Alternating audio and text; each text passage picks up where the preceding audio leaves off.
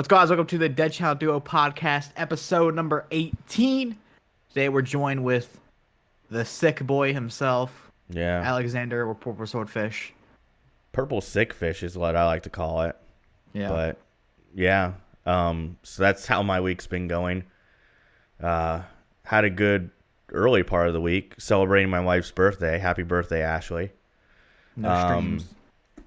Yeah, Or lack of streams, I should say. well, I mean, when it's your wife's birthday, you kind of don't want to stream. It's more important to spend time with her. So we did a bunch of that kind of stuff, and then I got sick Any today. Cool bars? Wait, what? Any cool bars? No. We went to a really good Mexican restaurant called Chuy's. It's Chuys. If you're ever in Orlando, you want to check out a really good Mexican place. That was a good one. We also went to a place called Metro Diner. They have many of those throughout Florida, and they are excellent. They got great food. Great breakfast food, great lunch food, that kind of place.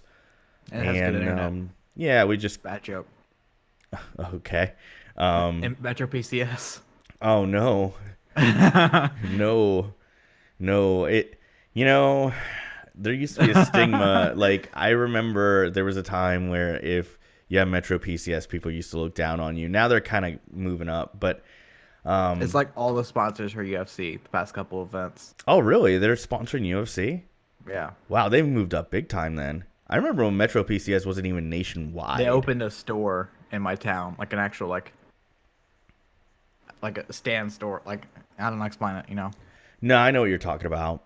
They have a couple of those here. They used to be like e-cigs places, but now they're Metro PCS stores. So I know that they've opened a couple nice ones in better places, but that's been more recent. Anyway, yeah, man. Then I got sick.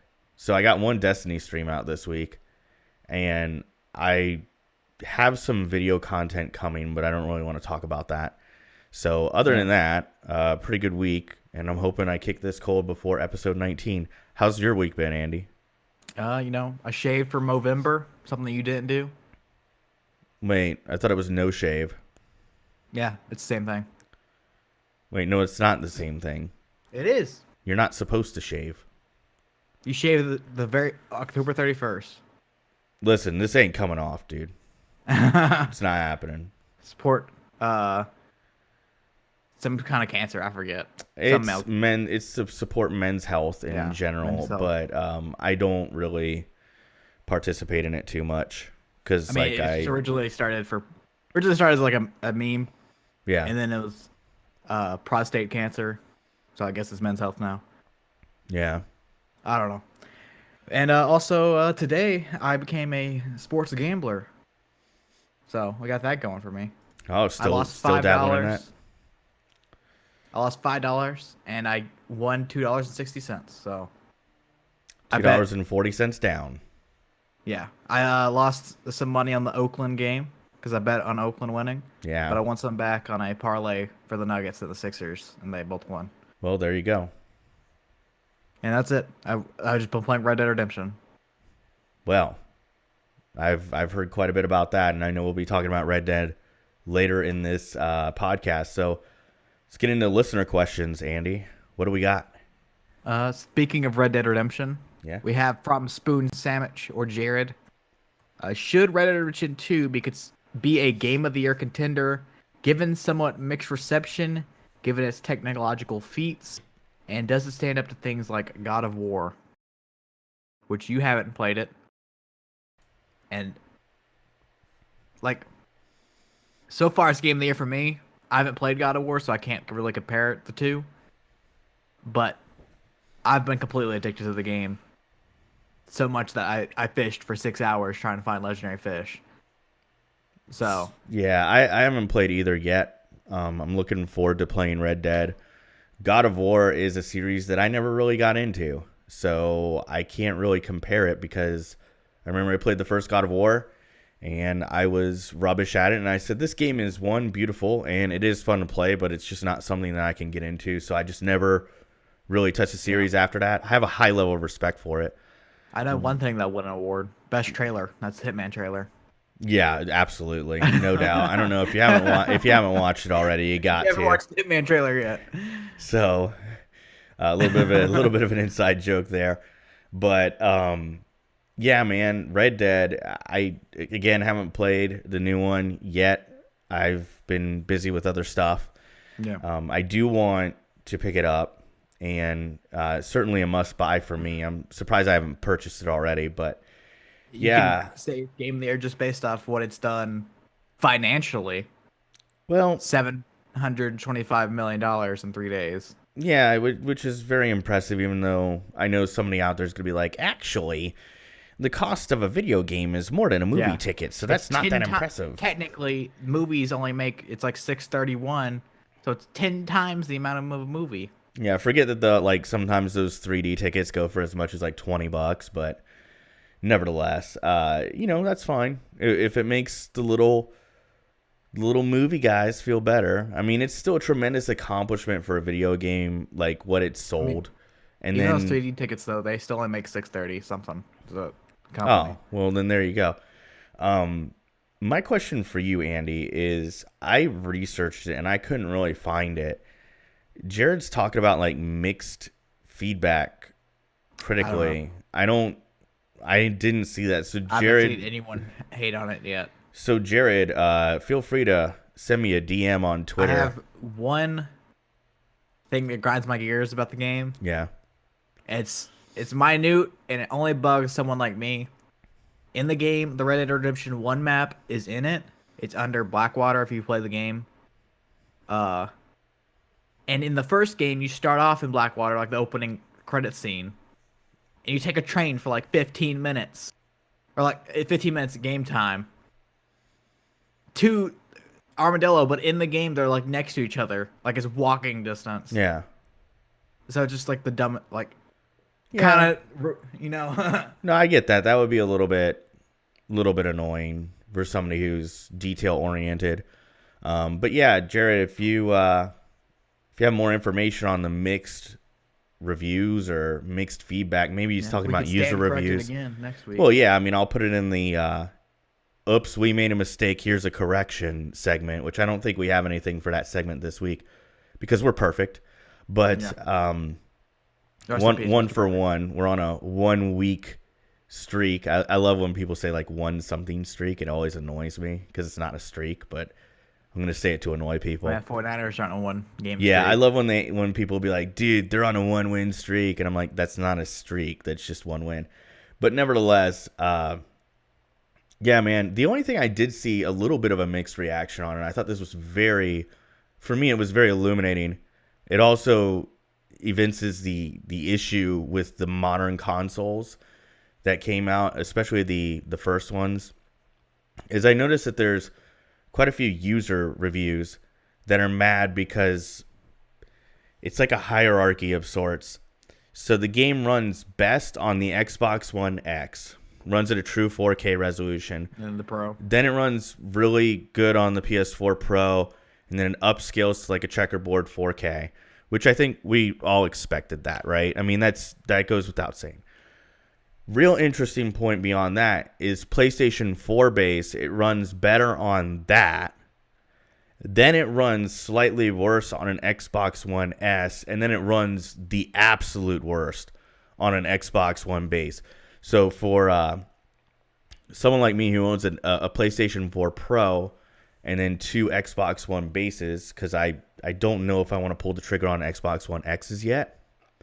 I just don't know if it's worth the investment for me, considering there might be a new Xbox coming out soon, and I only have one 4K TV, really, that I would hook it up to. Anyway, if you're like on the original Xbox base platform, which I know quite a few people still are, you're getting I think it's like they said it was 840 something p. It's somewhere between 720 and 960p, if I'm not mistaken. So, man, those consoles, I don't care what anybody says, those 8th gen consoles, the original Xbox One, PS4, they came out way underpowered from day one. And I think that's where, because all the bad user reviews that I saw when I was trying to research what Jared was talking about, were people saying, hey, this runs like just really bad compared to my friends that have a Do you think PS4 Pro or Xbox One X. Xbox One X and the PS4 Pro were the OG, like the original systems, the Xbox would be the better selling console? I think it also depends on price. I think that's the other Their thing. baseline both 400. I would say the Xbox One X would probably be a better seller than the PlayStation 4. The flubs with all the online cloud stuff. That would hurt. That would hurt. But I think it was still a better running system. Let me put it this way: as an Xbox One guy and an Xbox One or Xbox guy in general for the last, what has it been, 17 years, 18 years? I feel like it would be close. 11. I feel like it would be closer. I don't think that it would be like, oh, Xbox One would be where PlayStation is and vice versa. PlayStation doubles Xbox currently. Nah, I feel like they'd just be closer, kind of like the last generation. Still think Sony would be on top? Barely. That's like last generation. Well, yeah, barely. Because I think 360 sold more, but the PlayStation 3 is slightly, very like small amount more. No, I mean, and that's fair, and you're right. And I think that part of that is, the Xbox is not a relevant brand in Japan. Yeah. Not even close. So, I don't know. What do you think? I don't know. I was asking you.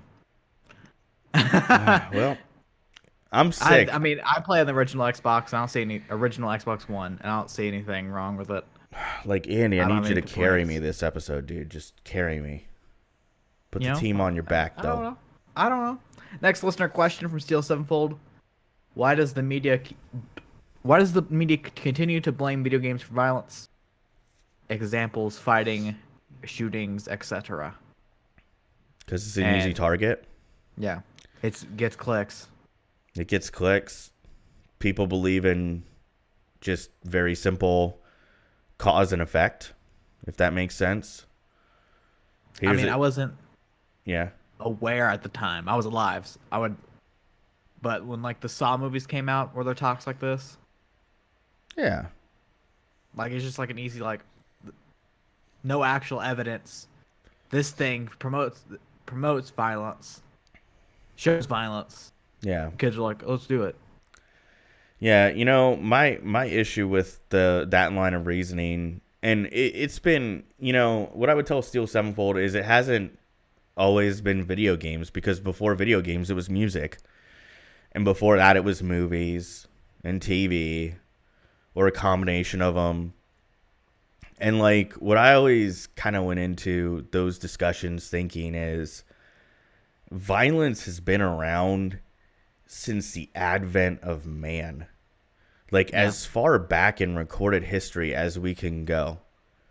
Like even books, like controversially, I know some people, whether you believe in any kind of religion or not, but like the Bible is a pretty old book, and you would think the Bible sold book, translated book. Yeah, I mean it's the best-selling book of all time. The second one's Pinocchio, and there's some violent scenes in the middle, in the original ending or the middle of the book. There's tons of violence in the Bible. There's tons of violence in fairy tales and like recorded history. We've had war for as long as recorded history's been a thing. I think there was recently a documentary that I want to watch where they were talking about when like the apes that became Homo sapiens, like there's a transitional period there, obviously, and they were talking about like early. If we were apes, why they're still apes? Sorry. Well, yeah, but like there were early versions of us, right? Like evolutionary versions of us that apparently would wage war on each other as groups. There was different, like, I don't know the exact terms. There's different, like, there's Homo sapiens and then Homo other things. Like there's very similar versions of humans. Yeah. But we just happened to win the war. Yeah, I mean, and like there was, there were Neanderthals too. God, I don't want to get into this because I know this is controversial, but one of the reasons you can tell a white person from black people a lot of times based on skull shape is because If you found somebody that had 100% African descent, right? They had no ancestors that came from like the northern portions of the world. They probably don't have Neanderthal DNA, and Neanderthals had slightly different shaped skulls. So to this day, a lot of white people have more Neanderthal DNA in them and therefore have slightly differentiated skulls. This was explained to me by a guy who actually taught anthropology, and I mean, like an absolute genius. And he's like, yeah, dude, you could give me a skull and I could probably tell you what kind of person it was. You ever watched the show Community? Yeah. The only thing I know about anthropology is the class in that. Well, it's a joke class. I mean, anthropology is fascinating. Like, even as someone who believes in a god, anthropology was one of the most interesting subjects I've ever studied, and it really changed the way I looked at the world and us as a species, if that makes sense. And you know what the really cool thing was is the guy who taught me anthropology at a university level was like really open to questions. Like there were people in there that were creationists asking questions, and he always had a delicate but you firm. You talk about that on your second podcast. Al Talks Aliens. Am I talking too much? No. Okay. Well, Al Talks Aliens could talk about that because, you know, there is the theory that aliens came down here and found Homo sapiens and implanted DNA to create what's called like a breakaway civilization of sorts. I'll bring you on as a guest for that episode. Can I just sit in the Discord? Like you record it through Discord, I'm just listening the whole time. You're just gonna listen the whole time? I can stat correct your nonsense. It's not nonsense, Andy. It's not. No, like a lot of what I present. Oh my God, we talked about video games when we got to this somehow, but no, like, you know, it's all right. A lot of the things that I talk about when it comes to aliens, I don't know if there's extraterrestrials out there or not. I feel like you're gonna do like an Alex Jones hot take, like the pyramids were built by elephants. The elephants, they put the chemicals in the water. The elephants built the pyramids. Try my bone broth to get stronger. Male Betamax Plus. I'm a patriot. Beta male. I don't know what it's called. They have this thing like it's like a little thing, like a powder that you put in water and you drink it, and it's bone supposed broth. to like it's supposed to I like that kind of stuff. Bone broth makes you stronger. They got this other one like it's a pill that's supposed to like help your brain or something. Yeah. I don't know. I've never done any research into whether what he's selling is legitimate or not. Yeah. But hey, man, got to give it to Alex Jones. Dude's raking in that. Get banned for mentioning him. Well, no, you're not gonna get banned for mentioning him. You get banned Someone got banned off YouTube for talking about him after he got banned. For playing his clips. I think that's really the bigger difference. Maybe there. they think my impersonation is so good that they thought it was him actually talking. Dude makes money though. You got to give it to him. He makes money. He found a racket, and I'm sure it funds all that stuff that he. Like he's been doing it for a really long time. He has, but that recording studio they have is like world class. It's like one step below TV production, I think. Yeah. So, good on him. Anyway, right. Finally getting to the next question. So, does it promote violence? The answer is no. I don't think so. It's been around. It's been around forever. Yeah. Violence will never go away. I mean, everyone wants world peace, but never gonna happen. People are always gonna want to go take somebody else's stuff. Yeah. That's what it comes down to. I hate that it's that way. I think 90% of people could do world peace. I think 90%, but I feel like the only way to do world peace is if everyone agreed on everything. Religion, politics, everything. Yeah. There's also the aspect of as long as there was enough food for everybody, as long as there wasn't like some kind of a crisis, like there'll still be fights then. 3 day, I think it's like somebody did a research.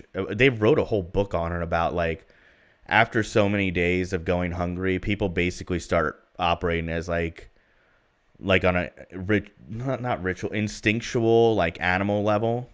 Yeah. You know, like survival tactics. You ever all see that. Snowpiercer? No. It's a movie. It's post-apocalyptic, and they continuously ride on this train that doesn't stop, which doesn't make any sense. But so they constantly go on this train that doesn't stop. And this is like the world. It's like it's not post-apocalyptic. It's like the world froze over, and they're constantly riding on this train. Okay. And then trying to create global warming by burning fossil fuels, I'm assuming. I don't remember, but there's like a part where like one part of the train is like all rich, and the other part is all poor, and they tell them like everyone on the train's the same, and then they eventually fight out. Yeah. So they under the belief that everyone's the same, but they still fight. Yeah, I think that's really where it would go. I mean, at the end of the day, hold on one second, Andy. I need to just test something here. I might drop for just a moment. And no, I don't think I dropped. Can you still hear me? Yeah. Okay, good. So yeah, I think that it could absolutely, if something like that happened, I think it would just be a matter of time before you have class warfare. You could even say that right now we're almost on the verge of that. It's scary to think about, but as long as America's existed, there's been that. Yeah, it is kind of interesting. You start with the Americans versus New Englanders, and then you have the 60s. Yeah. I mean, civil rights movement. The 60s hasn't stopped. Yeah. I mean, even if you look at it from like a geopolitical standpoint, like you could make the argument that imperialism never went away. Like it's kind of weird. Yeah. But hey, right, video games, root of all evil, though. Yeah. Tonight at 6:00. Next question from Daniel, the Reasons I'm Broke podcast. Check him out. And he asks, Smash Bros. Direct. So I didn't watch it. I'm gonna start off. Yeah. I didn't watch it. Also didn't look up anything about it. I'm not gonna get the game. So I didn't watch it. I don't have anything against it. I just don't have a Switch. That's the thing. Yeah, I didn't watch it. I was at work. I've been busy today. I haven't been able to watch the I guess you could call it the recorded version. Haven't even watched any of my friends who have done reaction videos on it. Sorry, Julian. I know I'm buying the game. I probably won't go back and watch it because I read an article that hit all the high points, and I'm like, okay, that's good. So apparently there's going to be 74 characters in the game, which is a lot. I think that's more than any other Smash Brothers. It has to be more. I'm pretty sure its opening lineup is every Smash character ever. Yeah, and there's more that I think are new that have never been in there, and that's to me that's pretty cool. The villain from the dragon, King Croc. I'm being so dumb. It's what's it called? King Croc is in it. That's not who I'm thinking of. You just continue. I'll Google. You're saying it's a dragon? Is it from dragon. Metroid? Yeah, that's the game I was thinking of. The dragon from Metroid's in it. Kraid. I couldn't say. So, anyway. So, yeah, like, I remember playing the original Smash, and I think it had 12 characters. I could be wrong on that. I feel like it was 12 to 16 characters in the original Smash Brothers. So nowadays, when people complain about there only being 74, like, oh, where's Waluigi or whatever, I'm like, shut up. Like, wow. Yeah, there were you had so few options before. So I think it's really cool that they have 74 characters in there. I'm a little bit leery about the DLC, and here's why I'm going to say that. That was the one announcement that I came away with that I said is a bad thing. The other good thing before I get to the DLC is I feel like they've fixed their online mode better. Wow, I can't even... That's terrible sentence structure. But yeah, I feel like the online mode is going to be better because they're not locking you into gameplay settings. So, like, you're supposed to be able to search based on the settings that you want to play under, and it'll match you with people that want the same thing. And then if you want to play with the competitive people, they will have like the competitive matchmaking separate to that. So I feel like that's going to be good for casual players. They'll be able to do custom matchmaking if they want to do it their way, and then the competitive players get their own mode. So that's a big improvement over Super Smash Bros. Wii U. And then finally, the DLC, which I have some reservations about, because I feel like Nintendo is a little bit behind the curve when it comes to DLC. Like, they're wanting to charge $6 per additional character. And I guess you can buy like a bundle that's going to give you all of them. And I know that they throw in like for each $6, you get like an additional world and a couple new music tracks, but that doesn't really matter that much to me. Like, for $6, I would expect more than just that. So I feel like it's not really good value. And I feel like it would honestly be kind of like the Mario Kart 8 DLC that I did not purchase because I was like, this is just not worth the money to me. But I know plenty of people who did. So, you know, maybe I'm in the minority on that. But overall, I think that Smash is a day one purchase for me. If you have a Nintendo Switch, you have to get this game. I mean, and they're going to have a bundle for it too. So you could, if you don't have a Switch, you could buy a bundle. Any thoughts, Andy? No. Well, thanks for the question, Daniel. Yeah. And everybody check out the Reasons I'm Broke podcast. It's awesome. All right. That is all of our listener questions. So we're moving on to Film Club, which this week was Alexander's pick, which was Freddy Got Fingered. Yeah. We were talking about cause and effect earlier on the podcast, and this is a good example of cause and effect. So Road Trip got made. I wrote a bunch of notes on this. Yeah, you have more notes than I have because my notes are 0 because I've watched this movie so many times. I want you to talk first about it because I'm not going to say anything positive. Okay.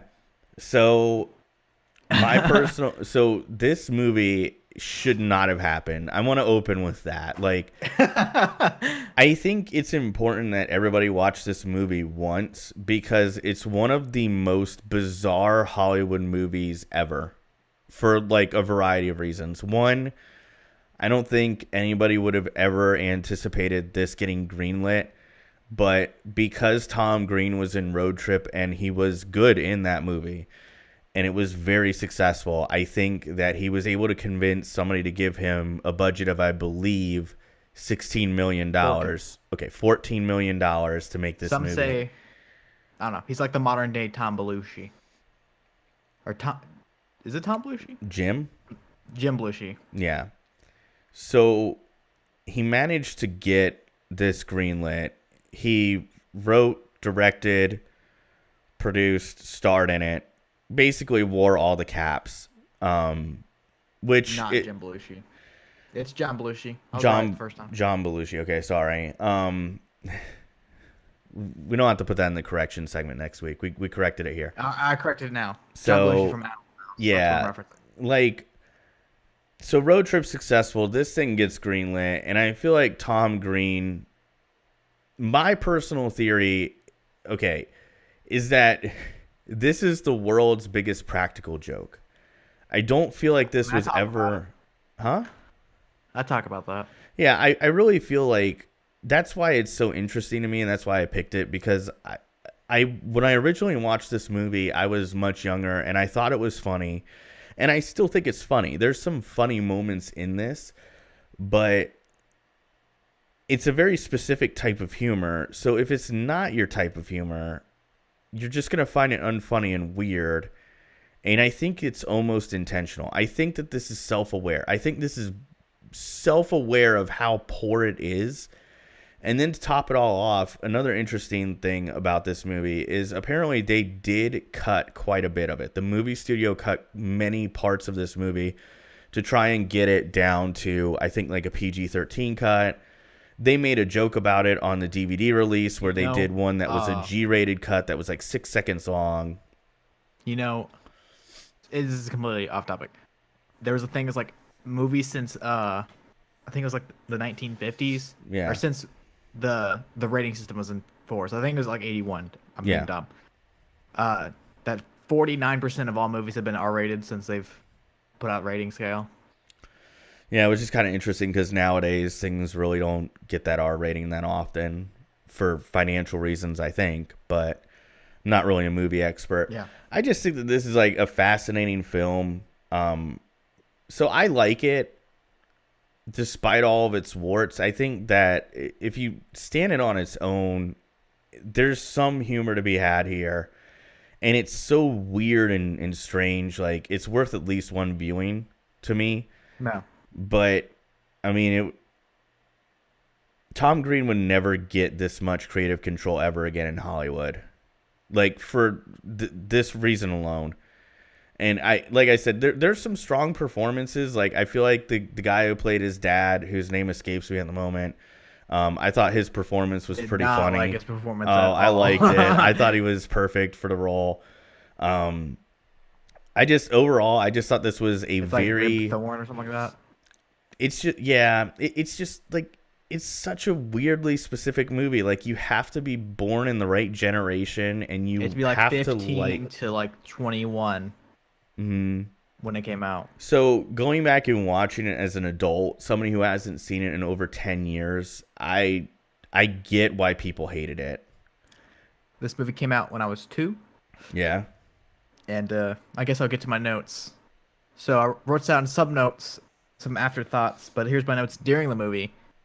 The first 18 minutes. This is going to be really spoilery, by the way. I will say one thing. I feel like the movie would be good if I was really drunk or really high. But as a sober person trying to analyze it for a podcast. The first 18 minutes. Let's see. I don't know when that ends up. I think I wrote it down after the first horse scene. And I wrote, first 18 minutes, this is trash. It's trying way too hard to be funny with crude humor and hyperbolized violence. Which, at the time, was actually like a thing. It goes, what was it called? Like gross out comedy age. Tom Green made an entire career off of shock value comedy. It's a whole subgenre. Yeah. And then I wrote, Dad is a terrible actor. Which, a fun fact about the actor that played the dad. Apparently, one time he got arrested for, he was drunk and he thought that a bank was his house. So he got arrested for public intoxication. Well, I mean, nobody's perfect. Yeah. And then 56 minutes in, I wrote, I don't know what's worse, the acting or the script. And then I put Drew Barrymore, why? I realized that she's married to Tom Green at this time. Yeah. But still, just, why? Yeah. There was one part that kind of bugged me during the ending. Whenever they take the boat to his house to Pakistan, his dad had a full beard, and then the very next scene, it's gone. Yeah. Like, it's back to the goatee. Yeah. And then a scene later, it's back to fully grown. So, yeah. You can see, that kind of bugged me. Reshoots. And then I put, Shaq, are you really that poor? But then I thought about this before. I forgot to rewrite it. Shaq was playing in the NBA at this time. Yeah. Like the height of his career. Yeah. So, just, why Shaq? And then I have my after thoughts. I don't know if Tom Green is a genius or an idiot. I'm gonna be honest, I didn't find it funny. The humor didn't age well for me. Okay. It just seemed like they're trying way too hard the whole time. Yeah. But at the same time, Tom Green was influential. He started the Tom Green Show. It basically carved away for shows like Jackass and the Tim and Eric Show, or the current show, the Eric Andre Show. Similar shows like that. Yeah. But throughout the movie, he makes fun of the studio, like the scene where the guy gives him $1 million and then he spends like $150K on jewels, $100K on a helicopter, and then $750K to mess with his dad. Yeah. I feel like it's just him this could be just like a complete mistake. He's just being ridiculous. But if you're thinking of him like a genius, this could be him just saying like, this is what he did with the movie budget, and he just blew it on dumb stuff. Which is, it's kind of funny, like, if he's the genius. And then, like, the funniest part about this movie is, like, if you think of the movie itself as a joke. Like, the movie, it's like, it's almost like someone bet Tom Green to make a movie that's so ridiculous that gets greenlit. Like, it's almost like someone made a bet. And then, there's also a scene where, like, the original guy that gives him, like, the $1 million budget, the first time he meets with him, he's like, there's no comedy to it. It needs elevation. That's the quote or something like that. Yeah. Which some people refer to as Tom Green, referencing, because there's originally a different director, another director with Tom Green that left. And some people think, like, this is the exact conversation that happened between them. And just to make him mad, he threw it in the movie. And then... Didn't know that. So yeah, I feel like it's just like Tom Green got a budget and he made a movie because he thought, like, he was like, he's a genius. He's like, I don't even need this money. I'm not a creative guy. So he made a movie making fun of Hollywood, giving him the movie. If that makes any sense at all. No, that makes sense. I mean, that's one theory. I personally feel like, you know, when he gets it was the $1 million budget, because he had like a ridiculous performance in The Office with his dad. But it's like the same thing. Like, Hollywood's like, I don't get what you're doing with your Tom Green show and then this movie road trip that everyone for some reason likes you. For some reason, people like you. So here's this budget. I mean, that's probably pretty much how it went down. And, you know, we got this really bizarre movie out of it. I thought there were plenty of funny moments. I thought the LeBaron, I love some of it. Like, when he gets to LeBaron, I think that's funny. When he yells at the person to get out of the way, I thought that was funny. Where's your LeBaron? Yeah, number one son on the license. Like, I thought that was good. I thought that, you know, the part where that was probably like the peak of comedy. When he messes with the elephant, I thought that was good. The cheese sandwich shtick was pretty good. I don't know. I think it's funny. I guess I was the right age when this came out, and it certainly, I'm not saying it's aged well. I don't even think it's a good movie. I think it's one of those, it's so good it's bad. I would put it up there with... I don't even put it there. I just feel like it's intentional and self-aware, but it's kind of like The Room with Tommy Wiseau, where, like, but that wasn't self-aware. That wasn't intentional. But it's unintentionally funny, that movie. But it's like, it's so good it's bad. And I feel like Freddy Got Fingered is the same way. I feel like it's so good it's bad, but... You mean it's so bad it's good? Oh, I'm sorry. So bad it's good. I'm sick. I'm sick. Like The Wolf, like, I don't know, like Shawshank Redemption, so good. Oh, that movie sucks. No, that would be nah, I can't think of one. Anyway, yeah, like like, it doesn't make any sense. I know, it's sorry, I'm sick. It's been a long day. My bad, guys, but I like this movie. I like it personally. Out of 10. On a 10 scale, it's gonna be the most different. I have to be real, okay? I know it's not for everybody. I know it's not a good movie. Oh, just your opinion. But every once in a while, I like having a McDouble. It's a 3 out of 10. 3 out of 10? Yeah. I thought you were gonna give it like a 7 or a 6. No, dude, it's a bad movie. It's just a guilty pleasure for me. Yeah, but like if you're basing it just off your opinion, no other people's opinion. 3 out of 10. I gave it a 1. That's fair. It's fair. If you don't like that type of humor, you're gonna hate it. It's the only redeeming quality it has. I would have given it a 2, but the beard scene bugged me, so I gave it a 1. You know, there's one moment in that movie that most people miss, but it makes me laugh every single time, where they get off on the plane And the thing is when does this movie when the end? F is this movie gonna F and N? And I'm like, oh my God, it's so perfect. Because when I was watching the movie for the first time as a kid, I rented it from Blockbuster, and I just couldn't wait to watch it. And I remember I got all the way through, and I'm like, how are they gonna wrap up this movie? Like, it's just taken such a weird, bizarre turn. And Tom Green has said that they cut footage out of the movie that would have made it less of an abrupt thing. Yeah. I don't know how true that is. I know that he's fought to get like a full extended cut of this movie release, but I don't think they have any interest in doing that. I will say one thing about the movie. Yeah. That is, see, there's one thing with comedy that I believe most people believe. It's kind of like, psychological. Since I watched this by myself in a room, I'm not going to find it as funny as if I watched it in like a theater. Like the same thing, like Sausage Party is a great example from today. Sausage Party in the theater was a hilarious movie, but if I watch it in a room by myself, trying to like analyze it, it's not going to be a good movie. Because humor, when other people are laughing around you, makes you laugh. Yeah.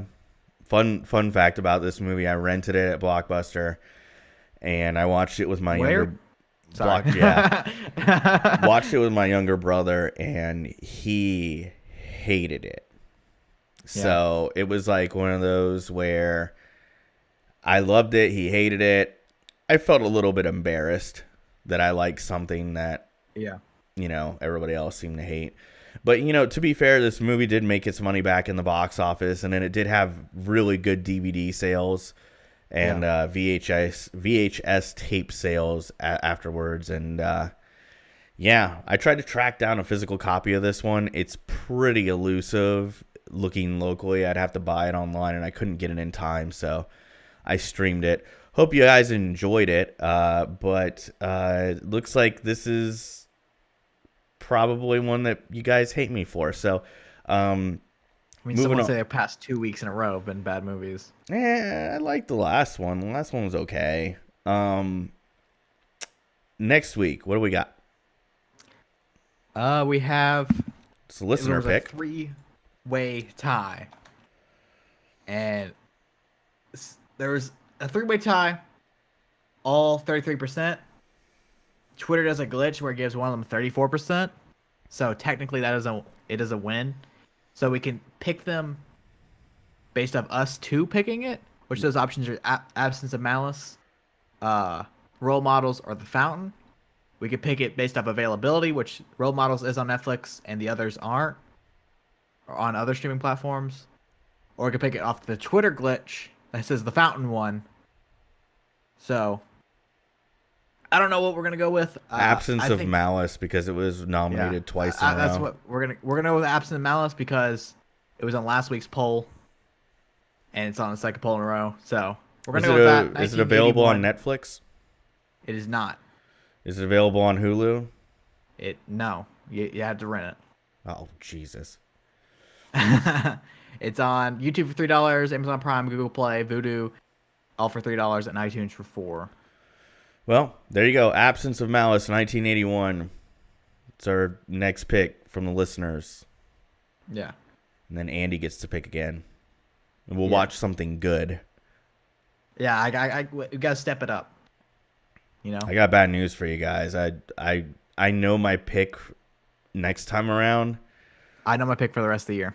Oh, geez. Okay. My pick next time around is themed for an upcoming holiday. But is it Thanksgiving? Come on, dude. Now I gotta pick another one. Why'd you have to do that? That's the only Thanksgiving movie I can think of. I hate you, Andy. I might pick it anyway, just out of spite. I mean, it'll be better than Freddy Got Fingered. All right. So, Absence of Malice. My next week is themed off of Red Dead Redemption. I'll say that. Well, that could be a lot of things. Yeah. It's something that Red Dead Redemption reminded me of. So. It'll probably be very good, though. So, moving on. What do we got for topics? We have Red Dead Redemption Week 1 review. I know you haven't played it. Yeah, I want to hear your thoughts on it, though. Kind of my thoughts. I have, I think, 2 days, a little over 2 days played in the game. And as of recording it, the game's been out for a week, so that's a lot of time. And it's just, I'm trying to, like, without spoiling, has super fun side missions, a lot of great Easter eggs. Like, you can find, like, pirate stuff, you can find woolly mammoth, you can find Bigfoot. There's zombies. You can find an Easter egg where there's zombies. Whoa. It's like GTA 5. There's a lot of fun stuff. There's a ton of collectibles. Like, there's like a Reddit page that I'm following, still trying to find all of the collectibles, which will take probably some time because the game is massive. And I think I'm 60.2% done with total completion, which is collecting everything, side missions and main story. Okay. And then on main story, I think I'm 67% done. So I'm kind of taking my time with it. Yeah. But it's a fun game. I really enjoy it. I gave it a 9 out of 10 on IMDb, which may change in the future. And I can't wait for online mode. I'm also going to try to grind out to get all the achievements, which is going to be time consuming, but... Yeah. Just imagine, like, you like it this much now, and then the online mode is coming. Yeah, and the online isn't out yet. I will say Red Dead Redemption 1, the online was a lot of fun if you had friends. Yeah, you just run around and just start messing with people. It was a lot of fun. So yeah, the achievements aren't as hard as normal. Well, that's good. Game. That's good. It's still difficult. I like that though. So, but would you say it's a must buy? Yeah. Yeah. That's generally the synopsis that I've seen. And you're playing it on the Xbox One base, and yeah. The must-buy games this year are probably this, Spider-Man, and God of War, and that's it. So far. What about Black Ops? It's not must-buy. Oh, okay. I mean, I really enjoy it, but it's not everyone's cup of tea. You're not going to put Madden on there? I mean, Madden's like a 1 out of 10. It's the Freddy Got Fingered in the world. Oh, jeez. I feel like Smash Brothers will be there. You know, I feel like Smash Brothers will be something that you'll have to buy if you have a Switch. If I had a Switch, Smash Bros. And Super Mario Party. And Mario Tennis. Mario Tennis is awesome. All your Mario games. Mario Tennis is awesome. Legend of Zelda's getting a TV show. You know, I had a side conversation in the Reasons I'm Broke, their Discord server, about this. I'm not a fan of that. I don't want them to put Zelda in a TV show. I feel like it's a character that won't translate well to TV. The character never talks in the video games other than the 3DO ones, if you want to count those. With 3DO or is it CDI? Might have been the Philips CDI. I don't know. It was a CD-based game console that did not sell well, and they had Zelda games, and they were really weird, and they had Zelda talk, not Zelda talking, Link talking. Back in the day? Wait, what? Didn't they have a cartoon TV show back in the day? They did, and in that one, Link did talk, and it was really bad. It was really bad. And if I called Link Zelda, I'm sorry, I'm sick. That's my excuse. But as a fan of the Zelda series, I really just, I don't know. I kind of want them to leave it alone and just keep it as a video game. But hey, you know, hope it does well, and I hope people enjoy it, and I hope they prove me wrong. You know, other note, we have The Meg, which is a movie we talked about earlier in the podcast, a couple podcasts ago, actually a while ago. But it announced it has a sequel, and I still stand by it. I don't care what anyone says. That movie is garbage. Yeah, you were very vocal in saying that it wasn't very good. Even when people that would come to my streams were saying they had seen it and they thought it was like okay. What it was, you know. It's bad. It's bad, yeah. I don't know. I haven't seen it yet. I kind of want to check it out just to see. God, they make it look so cool in the commercial, though. Yeah, but it's so, like, dumbed down. Like, nothing happens. I'm not trying to spoil it, but if you get mad because I spelled Meg, that's on you. Like all the violence, Yeah. there's nothing. It's all like if it was rated R, it would be good. Well, But they there you dumbed go. down all the violence, and the story is garbage. Well, I'll probably check it out at some point, but And there's the typical twist in the middle where it's like, oh my god, didn't see that one coming. we're the bad guy all along or something. I don't know. I'm just kidding. I don't even know. I wouldn't even know where to begin to Do you start. care? I mean, I'm not gonna spoil it, but No, I don't. I honestly, I know that I said I'll probably give it a chance at some point, but I know me and how few movies I actually watch. I used to watch a lot of movies. I just don't anymore because I'm not willing to make a time investment on something that I know I probably won't like. the twist is dumb. Well, But that's moving on to sports. did the Meg do well financially? Yeah, Well, that's why it got a sequel. There you go.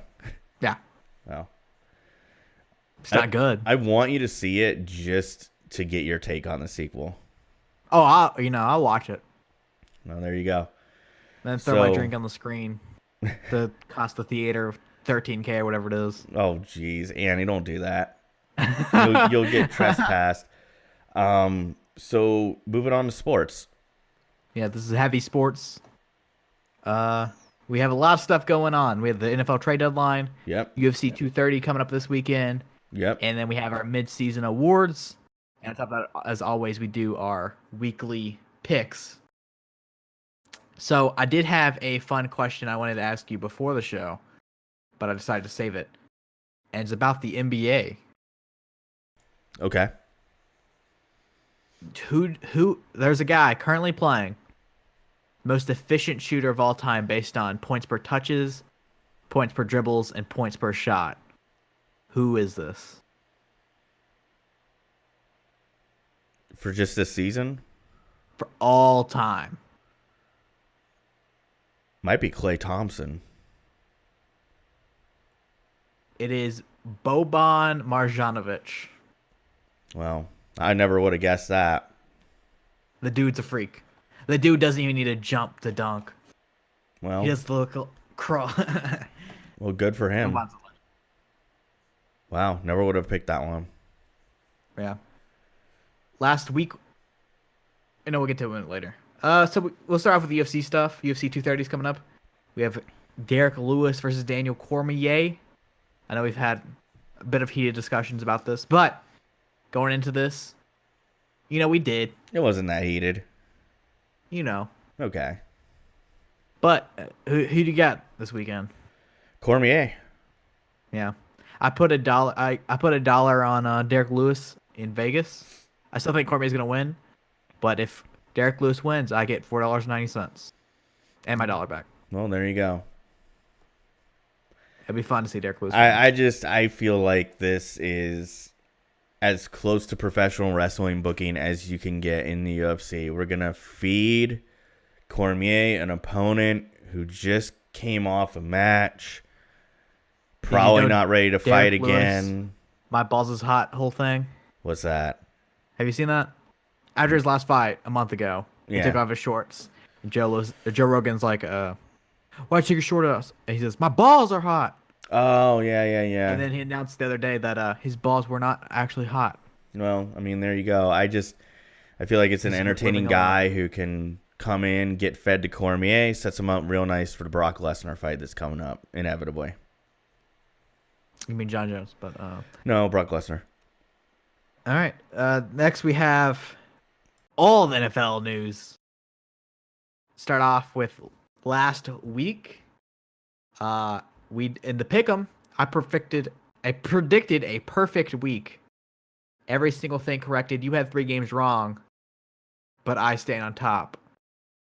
And anything stand out to you last week in the NFL? So Jaguars look really rough, man. Like, I don't know how they're going to turn that thing around. That really stood out to me in the early game. I really think, like, I have to address the Bucs because I'm a Bucs fan. I don't know how much more they can play Jameis Winston before they realize, like, I mean, Tannehill. Fitzpatrick's starting next week. I know, but, like, they were very clear in saying that was going to be week-to-week decisions and not necessarily something that will remain that way. I don't know how much longer Winston can play the way he's been playing, and still be looked at as a potential NFL starter. So, that was a little bit, God, like, talk about a heartbreaker. Had they made that switch earlier, I think Fitzpatrick probably wins them that game against the Bengals. But, when you throw 4 picks before you replace your quarterback, like, come on, that really stood out to me. And then, I don't know, I felt like it was a pretty predictable week. I don't really recall any big upsets or anything like that. Saints got a big one. Saints look good, and the thing that I come away with every week with them is they were really good with just Kamara, but now that they have Ingram and Kamara, I feel like Kamara gets less touches, but he gets more out of those touches. And I really do feel like he's the most important piece of that run game. And then you combine that with Michael Thomas, who did not have a great game by any stretch. He had an average game for him. I feel like Kamara and Ingram both have their roles. Like, Kamara is the guy you need when you need that fourth quarter. Get down the field fast. Martin Ingram slows down the game. Yeah, bruises up defense. Yeah, keeps him. They're a good combo to spell each other. Might be one of the fastball and changeup combo. It might be the best 2-back system in football. I mean, it really might be. It is. And it might be the best 2-back system for a long time. The only thing I can compete with Melvin Gordon, Austin Eckler. That's a good one too. That's a good one too. The other one that I can, because Atlanta's has completely crumbled this season. Did anything stand out to you? We had Ty Montgomery ruin the Packers week. Shout out to you, Packer fans. Oh my God, they had a meltdown. I feel bad for them. 49ers lost to Arizona, and then they had a huge win with third-string quarterback this week, Nick Mullen, taking down Oakland. He looked good. Is John Gruden really this bad? And they're not trying to win this year. And then Seattle had an impressive win.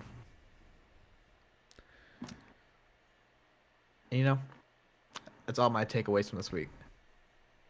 So we have all the news. We had Hue Jackson finally getting fired from the Cleveland job. Yeah. People on Twitter were saying this is the dumbest move Cleveland has ever done.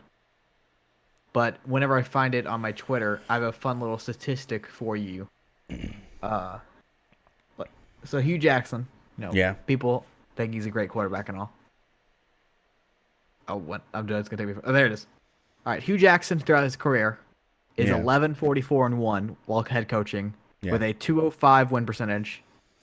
As an NFL coach, I went 8-8 with Oakland, 336-1 in Cleveland. Of 219 NFL head coaches to have coached 40 games. Who was that? Hue Jackson ranks 218th in career winning percentage. That was so funny. I'm sorry. Can you repeat the last sentence for me? It was like take my cat out. They opened it and then they just. You're not recording a podcast. Hi. Hi. I'm leaving all this in, by the way. So, what was the last sentence of that statistic? No, it's over. Come on, man. No, done. Okay, well, Andy's in his feelings right now, but do you think it was a good move? Yeah. I guess my takeaway with it was the last 2 years, I don't feel like that team went out there and looked prepared under his watch. The first year, I get it. It's your first year. You're taking over what was a mess of a roster. Second year, I don't know. Like, there were things that happened throughout the year, specifically the QB carousel. I mean, it was like really questionable. And then this year, I know there was some internal tension between him, the offensive coordinator. Allegedly, Baker Mayfield was part of that. And that may be why these moves were made and why they got rid of Haley and Jackson. So, like, I feel like the firing was overdue. Today, Hue Jackson says that he felt like he wasn't given enough time, which, if that isn't denial, I don't know what is. Because I think that given 2 seasons to win 1 game over the course of 2 seasons, I feel like that's plenty of time to prove yourself as a head coach. Like, even with a really bad roster, you should be able to win a couple, right? Not just 1 in 2 seasons, but to play devil's advocate here, if you've let him go this far, why not let him at least finish out the year instead of having all the tumultuous change in the middle of a season where that roster has actually been performing okay? Like, they have the best turnover differential out of any team. I mean, they've played beyond my expectations, and they've played really well. This could be a move to keep Greg Williams, their defense coordinator, because apparently he had 4 head coaching jobs offered to him. You know, and I'm not really a big fan of those moves because the Bucs did it with Dirk Cutter, and look where that got him. Yeah. Even though I think Dirk Cutter's going to get fired, even though he didn't deserve to get fired. He didn't build that crappy defense like the GM did. I don't know. The one thing about Haslam as an owner of the Browns that frustrates me, especially if I was a Browns fan, I think I'd be even more frustrated.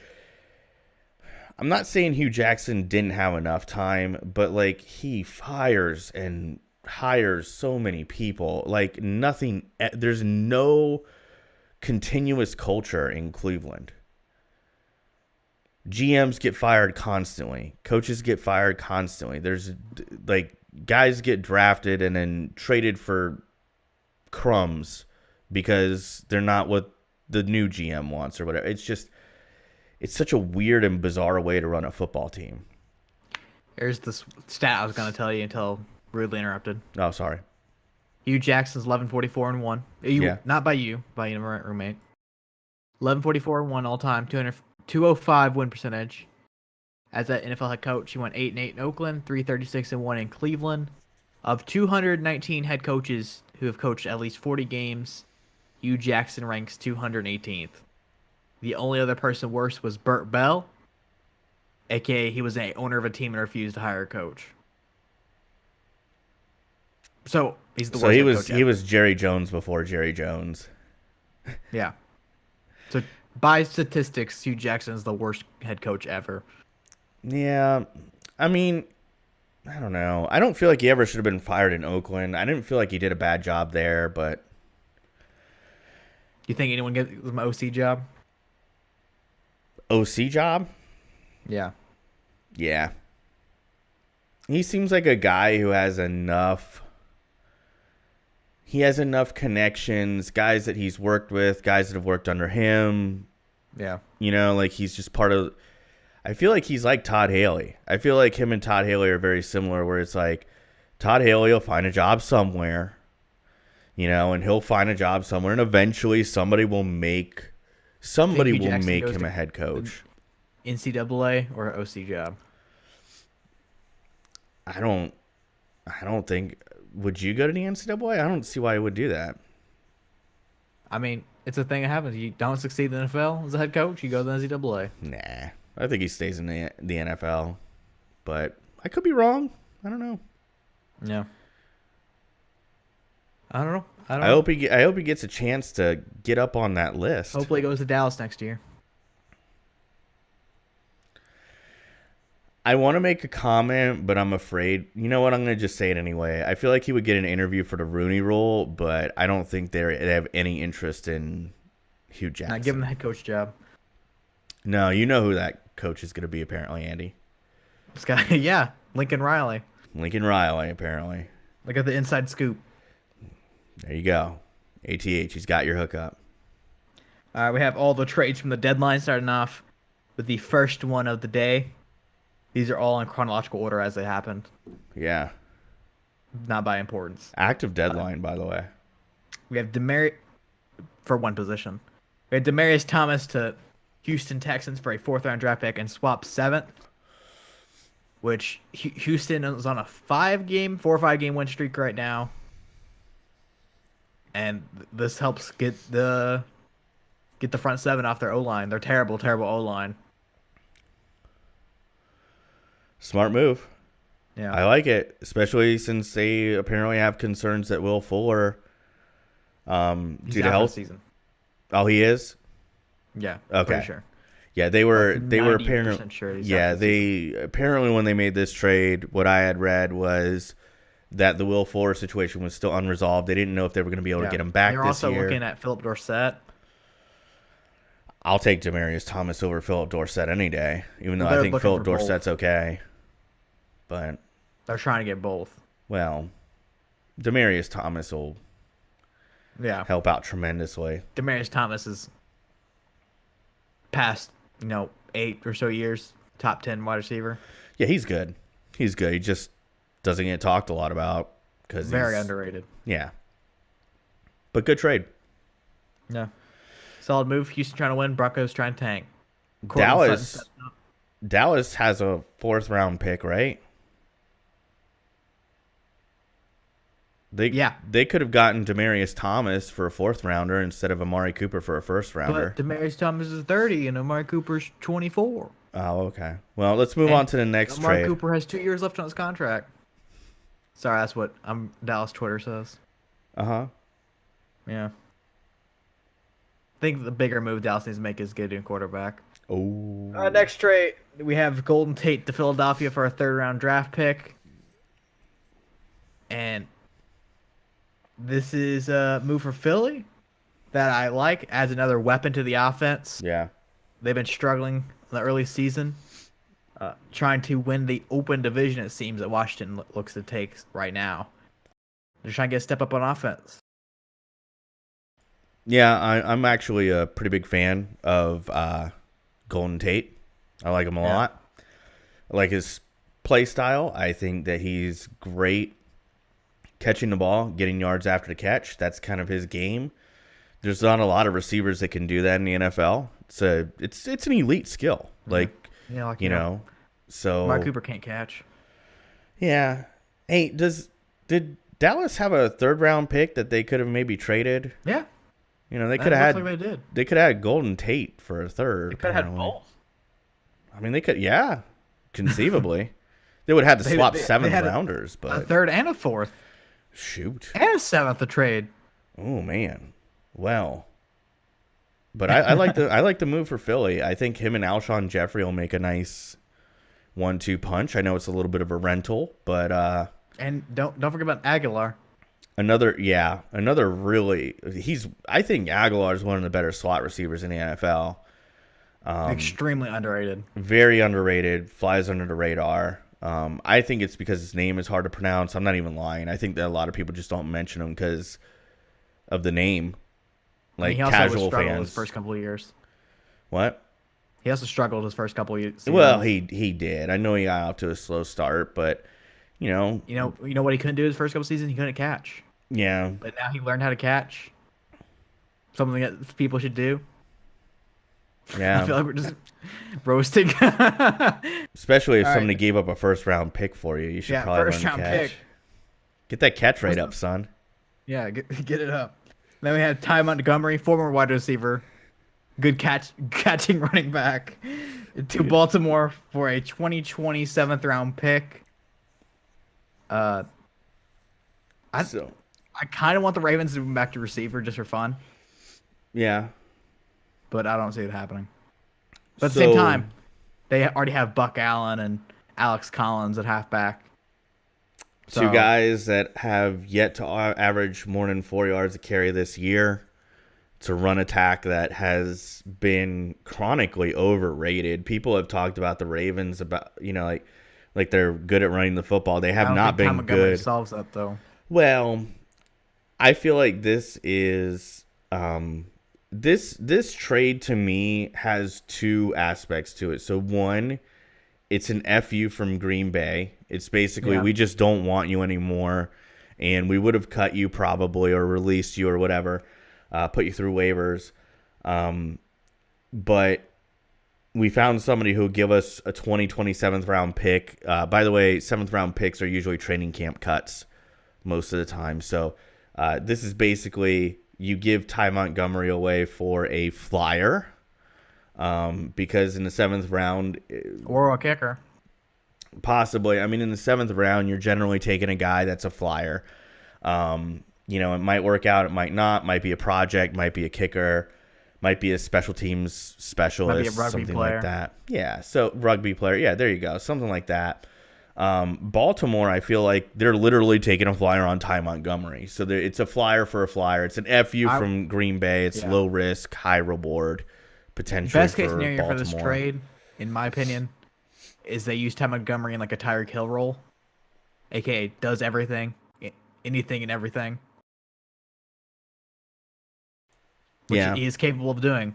Yeah, I think that's really important. Is they have to find spots to get him the ball in open space and let him do what he does best. But if they're going to run the guy between the tackles, I think we can all agree that's not going to work. They have a interesting offense, aka let's throw in Lamar Jackson for a couple plays, but every time you have Lamar Jackson out there, we know you're running.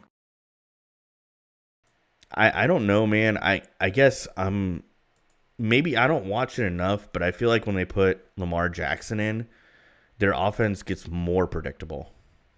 Yeah. They only they throw him in, it's like a 95% chance of running. Kind of like when the Saints put that Taysom Hill kid in.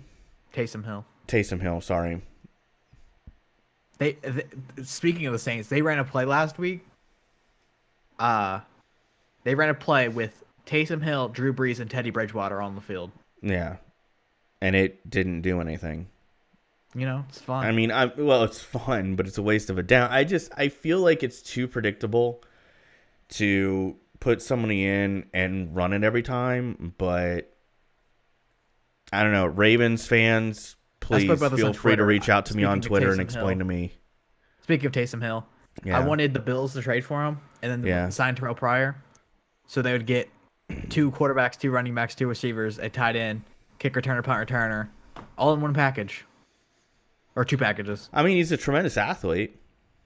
Well, they had them both in the backfield. You don't know what's going on. You can't predict who's the quarterback on the play, who's the running back, if they're a wide receiver. Like when Miami used to run that Wildcat with Ronnie Brown. And Ronnie Brown was like sneaky good at actually throwing the football. Yeah. Like, I mean, there is some worth to that. Look no further than the Philly special for proof of that. But, Miami still does it. They get Albert Wilson and Danny Amendola has a couple solid passes this season. Yeah, I mean, but good move for the Ravens. They gave up nothing, and maybe Montgomery helps that run game that's been a little anemic. There's no losing in this trade. Yeah, try it out. We have Dante Fowler to the Los Angeles Rams. The rich get richer for a 3rd-round draft pick and a 2025th. Rich get richer. I feel like Jaguars apparently weren't going to re-sign him. I feel like the Jaguars won this trade. I don't think Fowler adds anything. Fowler is just wasted potential thus far in his career. I hope he turns it around. He has so much talent. Like the Jaguars did. He's just a body to go in when people are tired. Yeah, I mean, they can platoon their D-line. I really hope the guy can turn it around. He has some major off-the-field concerns, too, that I won't go into here, but feel free to look that up. I really hope he does turn it around, and maybe the change in scenery will help him out. From the recent news have off-field troubles. Well, yeah, I mean, you might want to pay your bill, but just saying. Yeah. Yeah. Barry Church. But I like the trade for the Jaguars. Like, you picked up 2 picks for a guy that you weren't going to re-sign.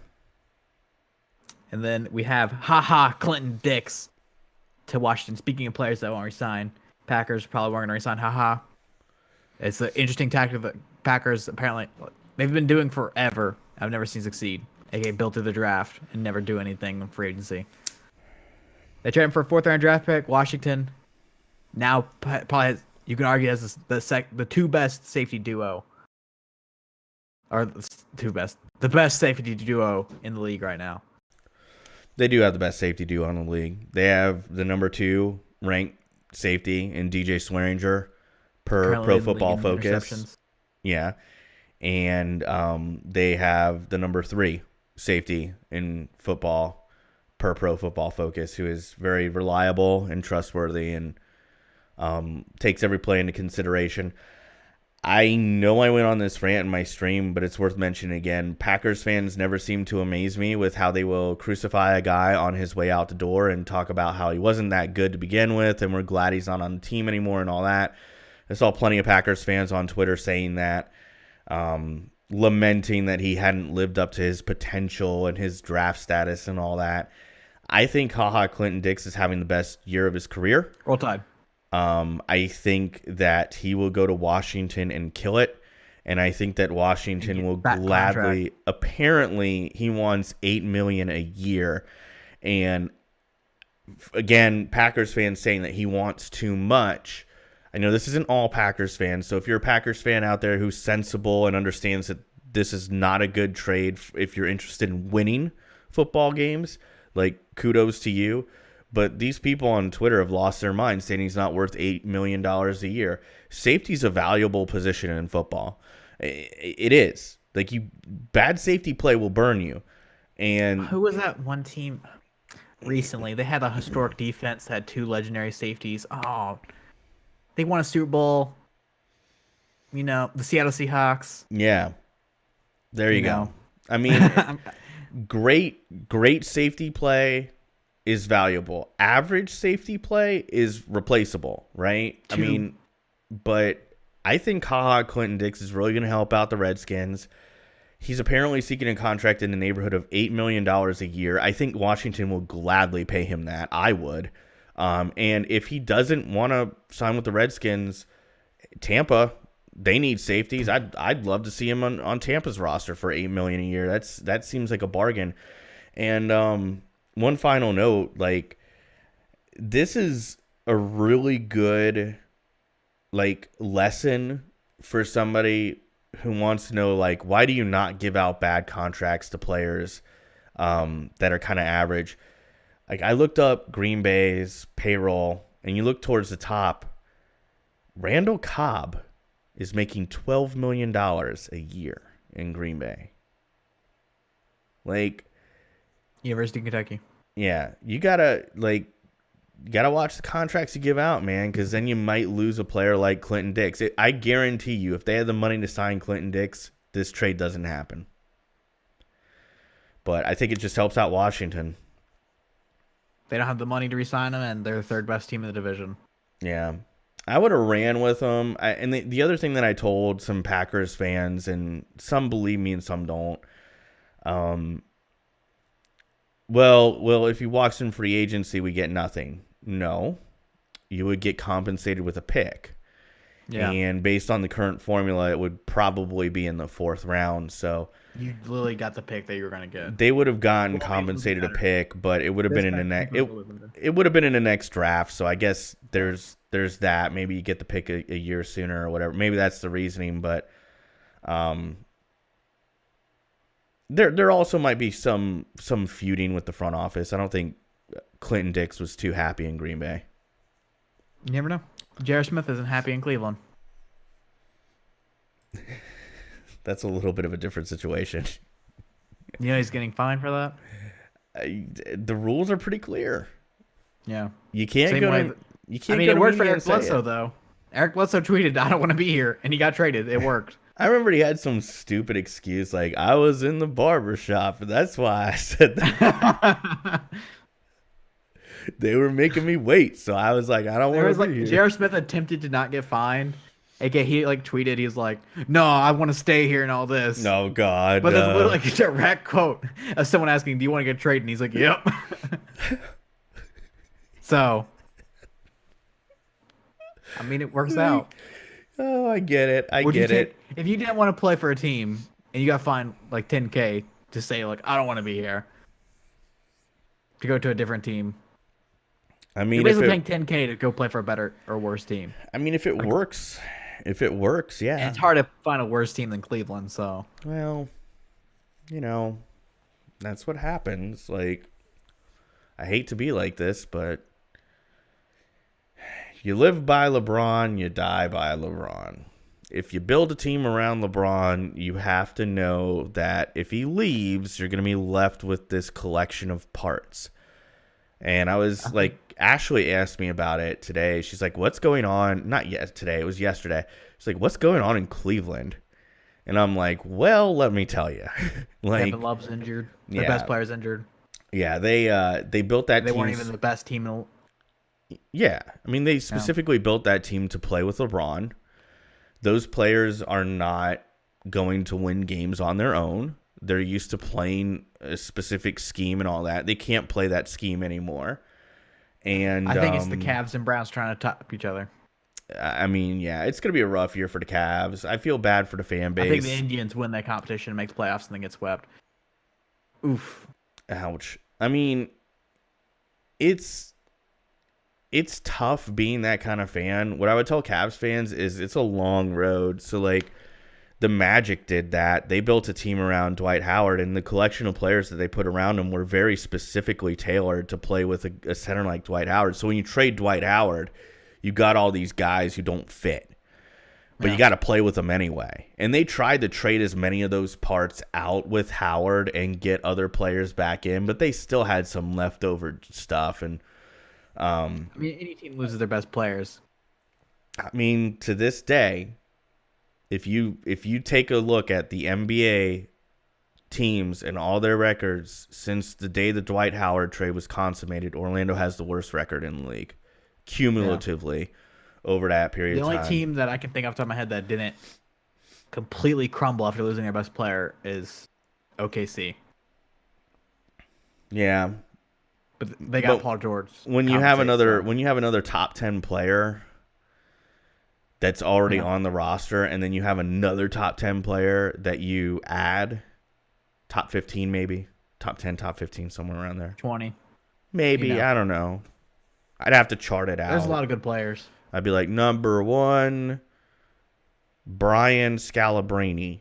Number 2, LeBron James. You're hating. You're hating. Who would be number 2? Brian Scalabrine again, because there's no one that touches him. The greatest Celtic of all time. Hey, he has more rings than Karl Malone. He has a ring. He has more rings than Karl Malone. He has more rings than John Stockton. He has more rings than Patrick Ewing. You know?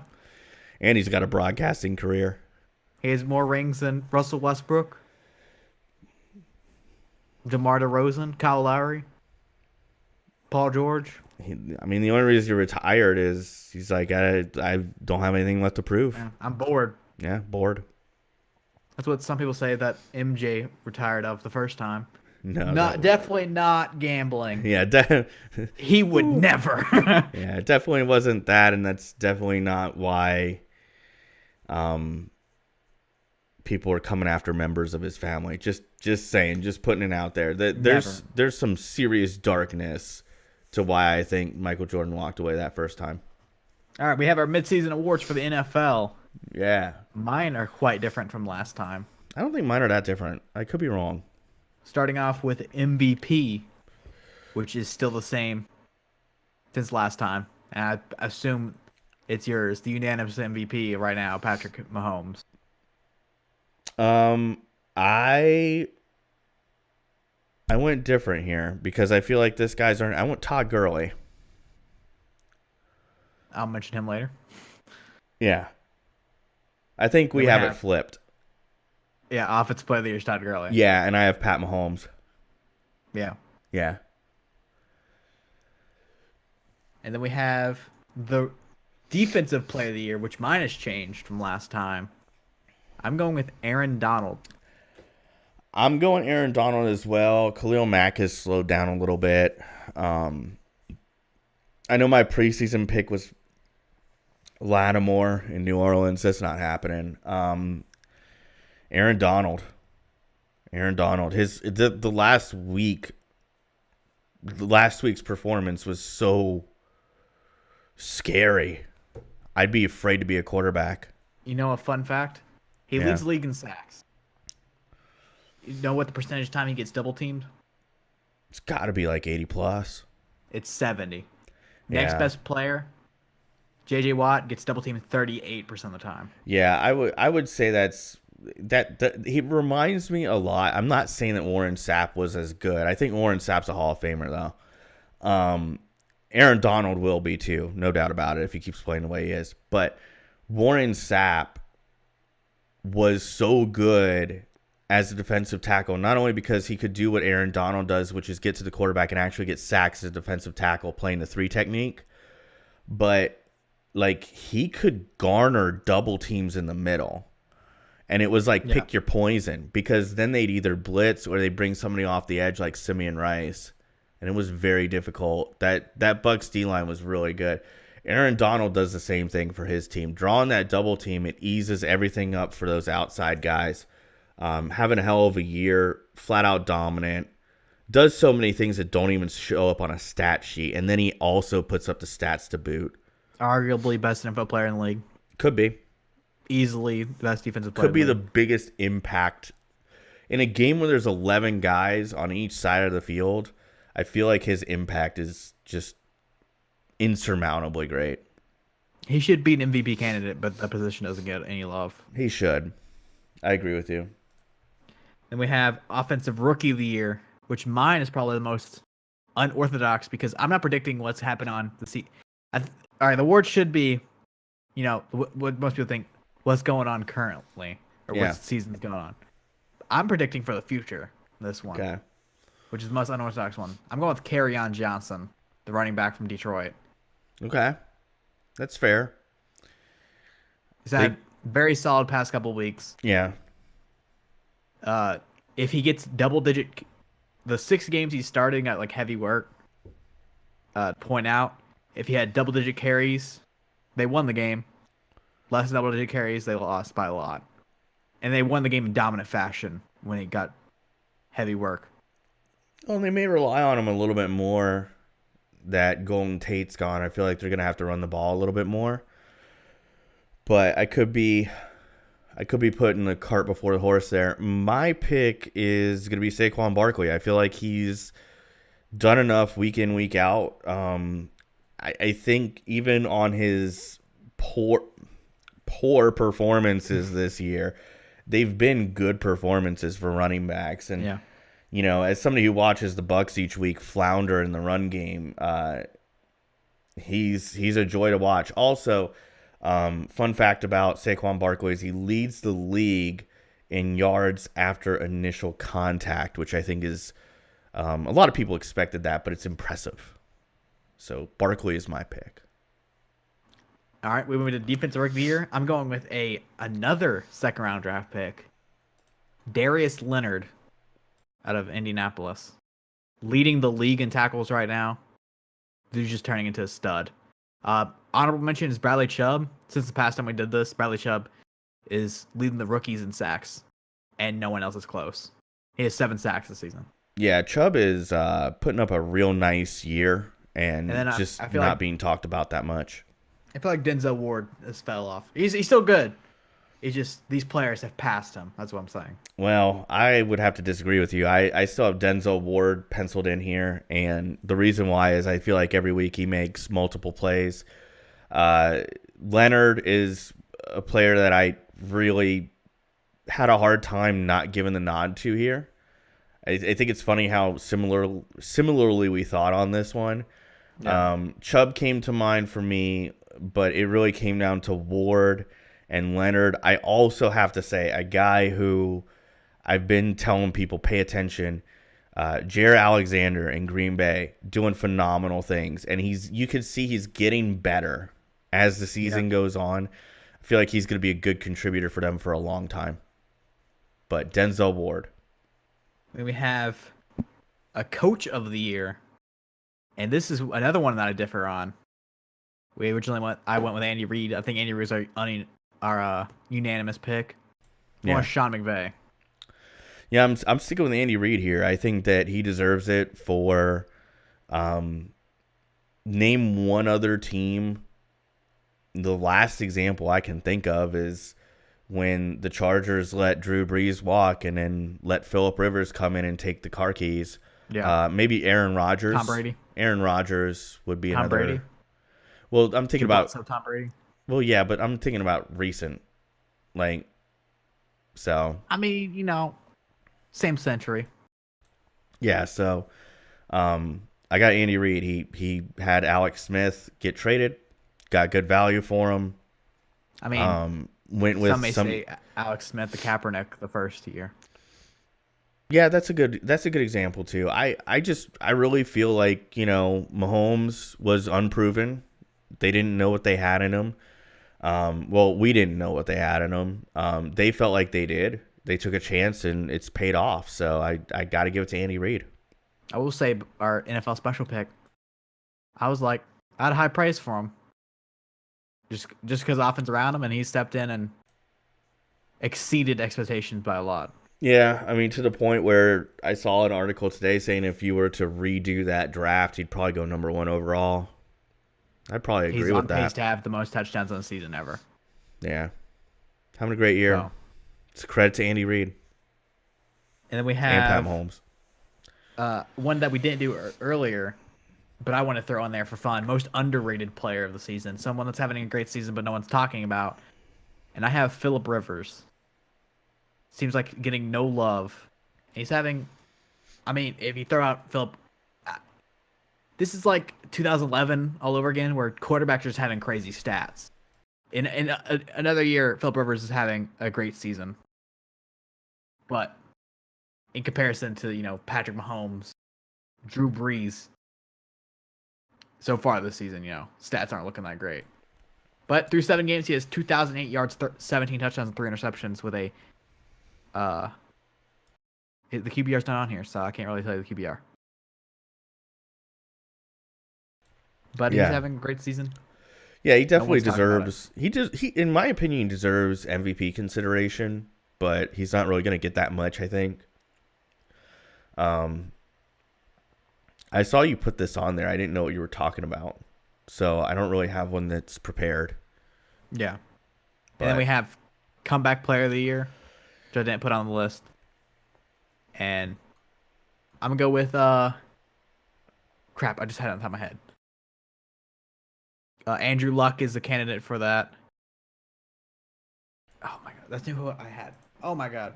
I think Luck's gonna win it, but my pick is J.J. Watt. Yeah, J.J. Watt was one of them.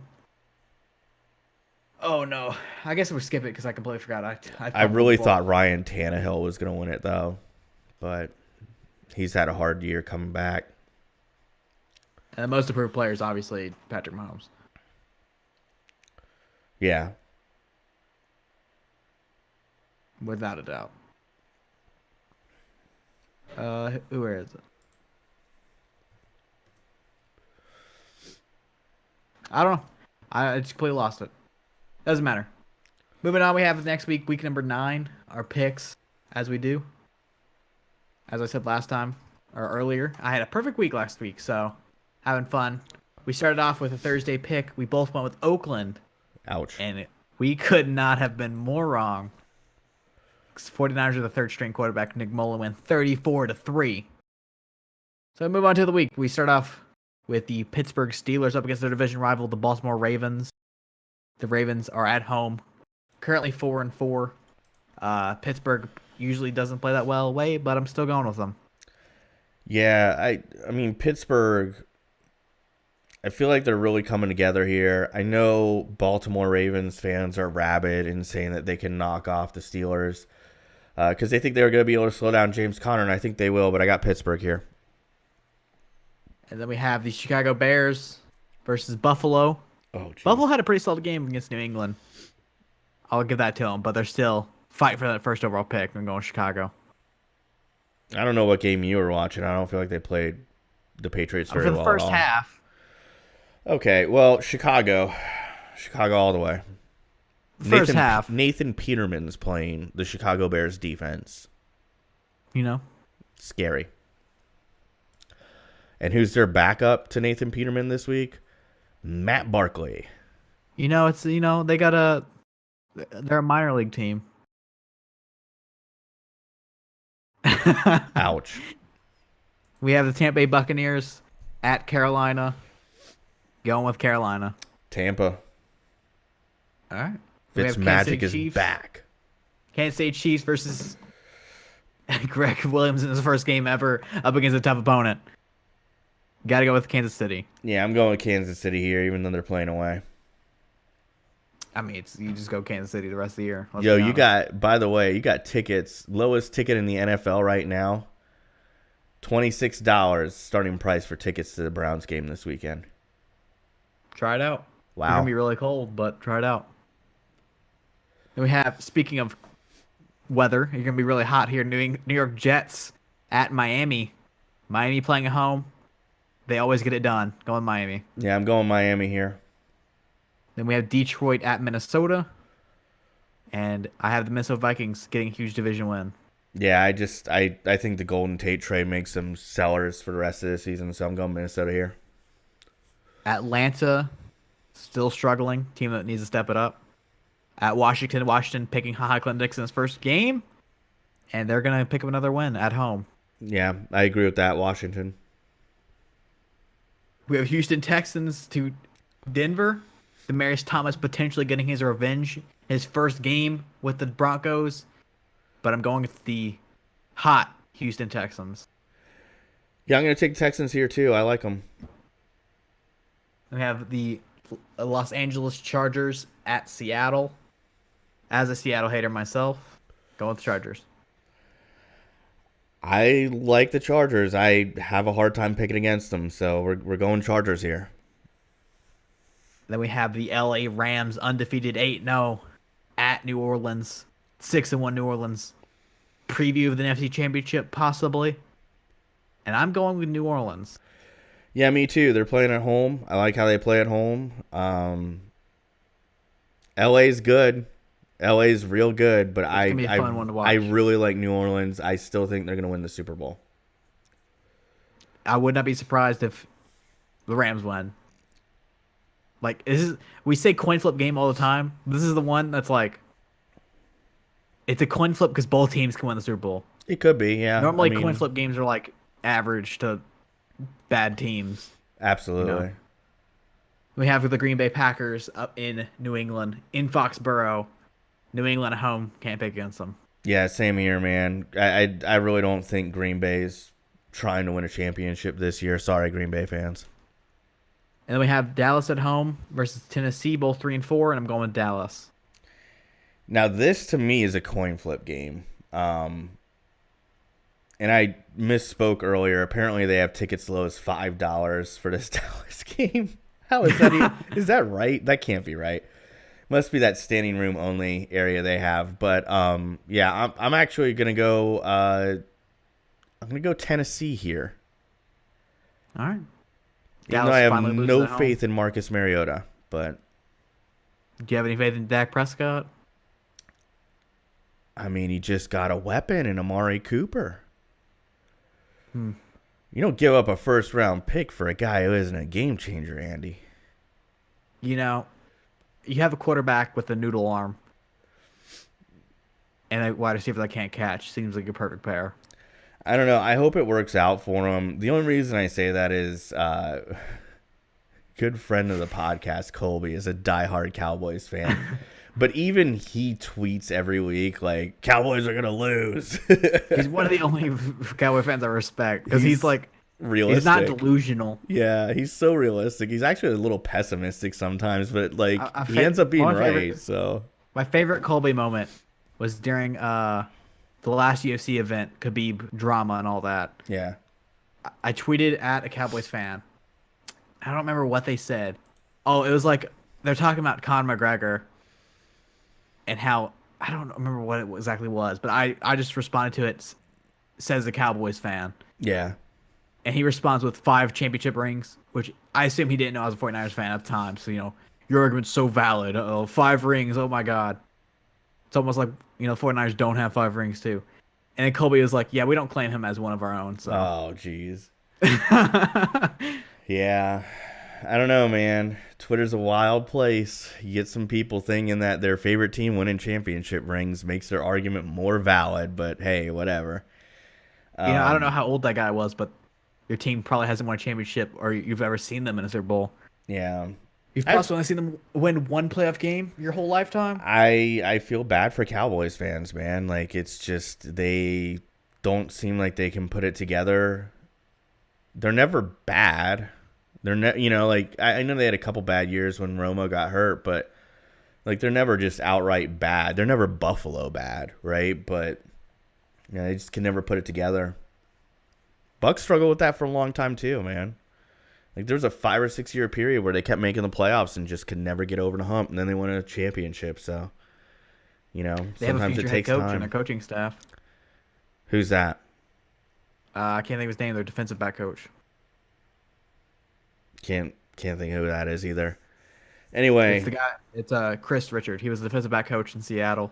Oh yeah, he would be a good candidate to probably move up, defensive coordinator and head coach. Yeah, exactly. So that does it for our Week 9 picks. Hard to believe we're this far into the NFL season. My God, it's a little scary.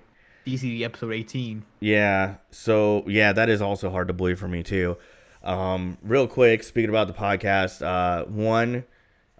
tell your friends about the podcast. That would help us out. Our numbers in October were down. So, it was the first month where we didn't beat the previous month. So, if you weren't listening to the podcast, you're probably not listening now. So, I won't berate you. But if you did listen, thank you for that. But, I don't know, maybe share the podcast with a friend or something like that. Your mom. Yeah, or your mom. That's fine too, or both.